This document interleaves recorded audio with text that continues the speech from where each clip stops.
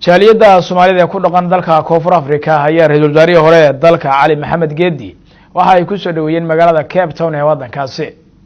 Wafaan warka ku saabsan waxa noo soo diray wariyahayaga Cabdullaahi Dasar. ra'iisul wasaarihii hore ee Soomaaliya Professor Cali Maxamed Geedi ayaa waxa maanta lagu soo dhaweeyay magaalada Cape Town ee dalka South Africa. jaaliyadda Soomaaliyeed ee magaalada Cape Town oo isugu jirtay bulshada dhinacyadeeda kala duwan ayaa waxa ay garoonka diyaaradaha ee magaaladaasi kula kulmeen ra'iisul wasaaraha halkaas oo mid ugu gacan qaaday waxaana hadallo guubaabo iyo soo dhaweyn isugu jira halkaasi ka jeediyay qaar ka mid ah dadkii soo dhaweynta ka qayb qaatay. waxaan aad iyo aad ugu mahadcelinayaa dhammaan shacabweynaha Soomaaliyeed oo soo dhaweynayay ra'iisul wasaarihii hore Professor Cali Maxamed Geedi. Professor Cali Maxamed Geedi ra'iisul wasaarihii hore ee Soomaaliya marka hore taan ku hadlaya magaca majmuuc culamo Soomaal iyo Soomaalida dhammaan ee South Africa joogta oo si xisbi soo kaxaynin oo si group soo kaxaynin oo jaceelka iyo Soomaaliya ay u qabaan iyo ra'iisul wasaaraha Soomaaliya ku soo dhawaaw mudane ra'iisul wasaare dadkaagi dhammaan ururada kala gedisan haweenka odayaasha dhaqanka culimada diinka dhammaan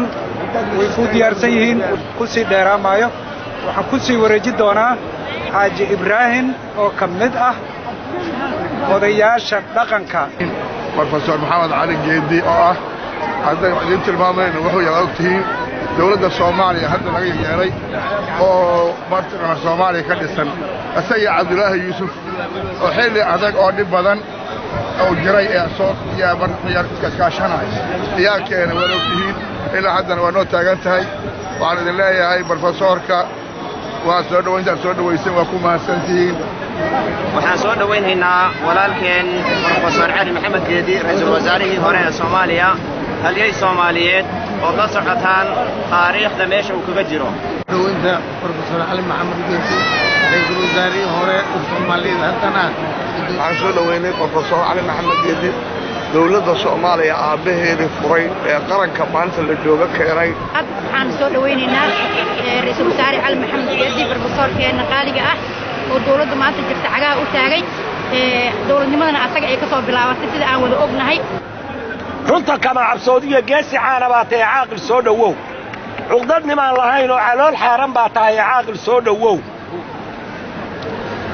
cilmi nimaan lahayn ciil kama baxahaye cadki nimaan la cunin iyo Professor Cali libax caanaba libax oof labaatay caaqil soo dhawow waan soo dhaweynaa ra'iisul wasaarihi Cali Maxamed Geedi waxaan leeyahay insha Allah ra'iisul wasaare ku soo dhawow. bismillaahir rahmaanir rahiim alxamdulillahi rabbil caalamiin aad iyo aad ayaan ugu faraxsanahay horta inaan imaado Cape Town Western Cape aad iyo aad ayaan ugu faraxsanahay in Soomaalidii sharafta badneed ee ku nooleeday deegaankan ay soo dhaweyso siday u leeyihiin madax dhaqameed jaaliyadda Soomaaliyeed iyo qaybaha kala duwan ee bulshada oo ay ka mid yihiin madax dhaqameedyada culamaa diinka ganacsatada gabdhaha nabadoonnada ardayda dhalinyarada iyo bahda saxaafadda waxaan leeyahay assalaamu calaykum waraxmatullaahi wabarakaatuh. wuxuu la xiriiraa safarkaygu sababihii aan u imiday Koonfur Afrika oo arkayseen inaan siyaasad ahaanna xisbiga ANC madaxdiisii aan la kulmay Soomaalida joogta Johannesburgna aan la kulmay meeshaana Soomaalida ugu badan ee shaqaysata ee wax lagu barto inay joogtaan oga marka qorshaygu waa inaan imaado Cape Town inaan salaamo Soomaalida aad u jeclahay inaan dhageysto waxay qabaan